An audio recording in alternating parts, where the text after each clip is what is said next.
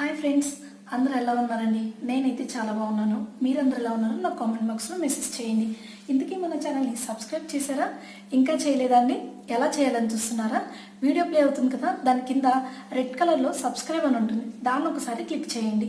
పక్కనే bell icon అనేది కనిపిస్తుంది, దాన్ని కూడా ఒకసారి యాక్టివేట్ చేసుకోండి. అది యాక్టివేట్ చేసుకుంటే నేను ఎప్పుడు వీడియో అప్లోడ్ చేసినా ఫస్ట్ నోటిఫికేషన్ అనేది మీకు వస్తుంది. ఈరోజు మన వీడియోలో పప్పొంగలి ఎలా తయారు చేయాలో చూద్దామండి. అలాగే కొంతమంది దీన్ని పప్పొంగలి అంటారు, కొంతమంది కట్టె పొంగలి అంటారు. ఈ పొంగల్ చాలా బాగుంటుందండి, అలా హెల్త్కి కూడా చాలా మంచిది. ఇంకా అస్సలు ఆలస్యం చేయకుండా మనం కిచెన్ రూమ్లోకి వెళ్ళిపోదామండి. ఇది ఎందుకు హెల్తీ అన్నానంటే, దీంట్లో వచ్చేసి మనం పెసరపప్పుని యూజ్ చేస్తాము. అది బాడీకి చాలా చలవ చేస్తుంది. అలాగే మిరియాలు కూడా మనకి ఎప్పుడైనా గొంతు పట్టేసినట్లు కానీ, అలాగే దగ్గు వచ్చినప్పుడు మనం మిరియాలు వాడతాం. సో దానివల్ల కూడా చాలా ఉపయోగాలు ఉన్నాయి మన గొంతుకి. ఎండబడుతుందండి కిచెన్ రూమ్లోకి, చాలా బాగా ఉంటుందండి మాకు కిచెన్ రూమ్లోకి ఇలా ఎండబడుతుంటే. నెక్స్ట్ వచ్చేసి ఇక్కడ నేను రైస్ తీసుకునేది, పెసరపప్పు తీసుకునేది వీడియో తీసే అనుకున్నాను, బట్ అది క్లిప్ అనేది మిస్ అయిపోయింది. ఏం చేశారంటే, ఒక టీ గ్లాస్ రైస్కి 3/4 టీ గ్లాస్ పెసరపప్పుని తీసుకున్నానండి.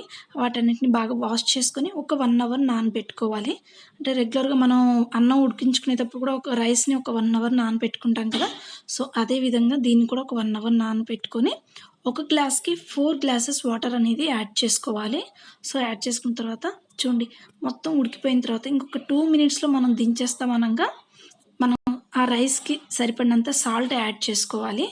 ఎందుకంటే మనం ఇక్కడ సాల్ట్ యాడ్ చేస్తే మనం తినేటప్పుడు టేస్ట్ మాత్రం సరిపోతుందండి.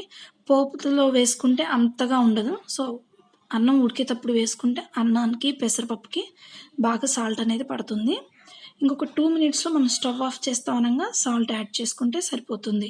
ఈ రైస్ వచ్చేసి మనం అన్నం ఉడికించినట్లుగా ఉడికించొద్దండి. సో చూడండి, ఎంత వాటర్ ఉన్నప్పుడు ఈ స్టేజ్లో మనం స్టవ్ ఆఫ్ చేసుకొని పక్కన పెట్టుకోవాలి. చూడండి, ఇలా ఈ స్టేజ్లో ఆఫ్ చేసుకుంటేనే మనం పోపు యాడ్ చేసుకొని ఒక 10 మినిట్స్ అయిన తర్వాత తిన్నా మనకి పప్పొంగల్ అనేది చాలా బాగుంటుంది. సో ఇప్పుడు పోపు వేయటానికి కావాల్సినవి చూపిస్తాను. ఇది వచ్చేసి కొద్దిగా జీడిపప్పు, దీన్ని చిన్న చిన్న ముక్కలుగా కూడా కట్ చేసుకోవచ్చు. అలాగే అల్లం తురుముకొని పక్కన పెట్టుకోవాలి. కొద్దిగా కరివేపాకు, ఆనియన్స్ చిన్న చిన్న పీసెస్గా కట్ చేసుకోవాలి. పోపు దినుసులు, అలాగే 2 ఎండుమిరపకాయలు, కొద్దిగా ఇంగువ, అలాగే తగినన్ని మిరియాలు తీసుకోవాలండి. ఇక్కడ మన స్పైసీకి కావాల్సిందంతా కూడా మిరియాలేనండి. మిరియాలు మన స్పైసీకి తగ్గట్టుగా తీసుకోవాలి. మిరియాలని నేను ఇక్కడ రోట్లో వేసుకొని కొద్దిగా స్మాష్ చేస్తున్నాను, పౌడర్ లాగా చేసుకోవాలి. ఎందుకంటే ఇలా మనం మిరియాలు ఇలా వేసామంటే కనుక తినేటప్పుడు బాగా పంటికి తగిలింది అంటే మనకు కొంచెం బాగా కారం వేస్తూ ఉంటుంది అనమాట. అందుకోసమని మనం దాన్ని పౌడర్ చేసుకొని వేసుకోవాలి. చూడండి, రోట్లో ఈ విధంగా బాగా దంచుకుంటున్నాను. కావాలి అనుకుంటే మీరు ముందుగానే అంతా పౌడర్ చేసుకుని ఒక చిన్న బాక్స్లో వేసుకొని పెట్టుకోవచ్చు. సో చూడండి, ఈ విధంగా నేను మొత్తంగా కూడా కొద్దిగా మరీ పౌడర్గా కాకుండా ఈ విధంగా చేసుకొని వేసుకుంటున్నాను. సో మనం అయితే పోపు పెట్టుకుందామండి. సో బాండి పెట్టుకొని దీనికైతే కనుక ఖచ్చితంగా నెయ్యి అయితేనే టేస్ట్ బాగుంటుందండి. మీరు కనుక ఒకవేళ నూనె యూస్ చేశారంటే కనుక అంత టేస్ట్ అనేది బాగోదు. పప్పొంగల్కి ఖచ్చితంగా నెయ్యి మాత్రమే ఉండాలి. ఇక్కడ వచ్చేసి ఇంట్లో నెయ్యి అయిపోయిందండి, అందుకోసమని బటర్ అనేది నేను ఇక్కడ యాడ్ చేశాను. సో బటర్ కొద్దిగా అంతా కరిగిపోయిన తర్వాత మనం ఏవైతే పోపుకి రెడీ చేసుకున్నామో అవన్నీ ఒకదాని తర్వాత ఒకటి వేసుకుంటూ బాగా కలుపుకోవాలి. చూడండి, ఫస్ట్ అయితే కనుక పోపు దినుసులు, అలాగే ఎండుమిరపకాయలు వేస్తున్నాను.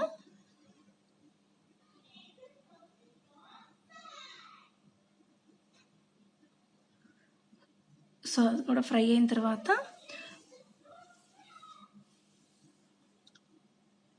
ఈ విధంగా పోపు దినుసులు బాగా కలుపుకున్న తర్వాత నేను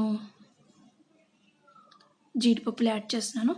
జీడిపప్పులు ఈక్వల్గా చూసుకోండి.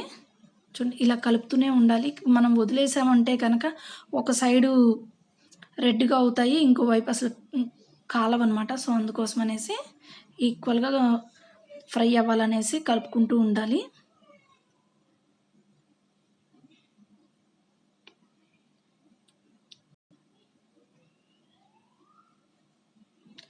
ఈ పప్పొంగులు వచ్చేసి సాంబార్లో అయితే చాలా బాగుంటుందండి టేస్ట్. నేను ఆ రోజు ఆఫ్టర్నూన్ సాంబార్ చేయాలి అనుకున్నప్పుడు, లేదంటే కనుక ఈరోజు మా ఆఫ్టర్నూన్ మీన్స్ సాంబార్ చేయాలి ఖచ్చితంగా అంటే ఆ రోజే నేను పప్పొంగులు అనేది పెట్టుకుంటానండి. ఎందుకంటే దానికి ఒక్కదానికి స్పెషల్‌గా చేయాలంటే కొంచెం ఇదనిపిస్తది. సో, అందుకోసమని సాంబార్ చేయాలనుకున్నప్పుడే, లేదు అంటే గనక ఈరోజు సాంబార్ చేశాను అంటే కొంచెం మిగులుతుంది కదండీ! దాన్ని నెక్స్ట్ డే మార్నింగ్‌కి నేను పప్పొంగల్ టిఫిన్‌గా పెట్టుకుంటాను. సో, అలా చూసుకుంటాను. ఉదయాన్నే మనకి సాంబార్ చేయాలన్నా కూడా టైం కుదరదు. సో, అందుకోసమని ముందు రోజు సాంబార్ చేస్తాను. దాన్ని ఫ్రిడ్జ్‌లో పెట్టేసి నెక్స్ట్ డే ఇలా పప్పొంగల్ చేసేసుకొని ఉదయాన్నే తినేస్తాము. అల్లం ఆయిల్‌లో బాగా ఫ్రై అవ్వాలండి. సో, అల్లం ఫ్రై అయిన తర్వాత కొద్దిగా కరివేపాకు, అలాగే ఆనియన్స్ వేసుకోవాలి. ఈ పప్పొంగలనేది సాంబార్‌లో ఎంత బావుంటుందంటే అంత బావుంటుందండి టేస్ట్ అయితే. ఇది బాగా ఫ్రై అయిన తర్వాత మనం కొద్దిగా ఇంగువ వేసుకోవాలండి. ఇంగువ హెల్త్‌కి కూడా చాలా మంచిదండి. నేను ఎక్కువ వేయనండి. జస్ట్ చిటికెడే వేస్తాను.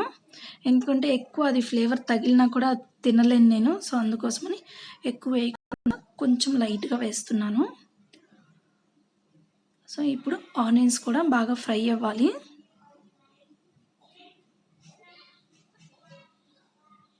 ఆనియన్స్ బాగా ఫ్రై అయిన తర్వాత మనం పౌడర్ ఏదైతే మిరియాలు పౌడర్ చేసి పెట్టుకున్నామో దాన్ని వేసుకోవాలి. మిరియాలు డైరెక్ట్‌గా మనం రైస్‌లో కూడా వేసుకోవచ్చండి. నేనైతే ఇక్కడ ఫ్రైలో వేస్తున్నాను.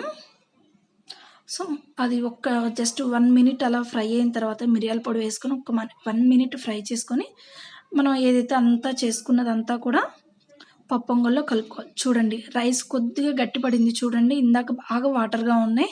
మనం పోపు అంతా రెడీ చేసుకునేసరికి అది కొంచెం గట్టిగా అయింది. సో, అందుకోసమనే మనం ఎప్పుడూ కూడా బాగా రైస్‌లా ఉడికేంత వరకు ఉంచుకోకూడదు. వాటర్ కంటెంట్ అనేది ఉన్నప్పుడు మాత్రమే స్టవ్ ఆఫ్ చేసుకోవాలి.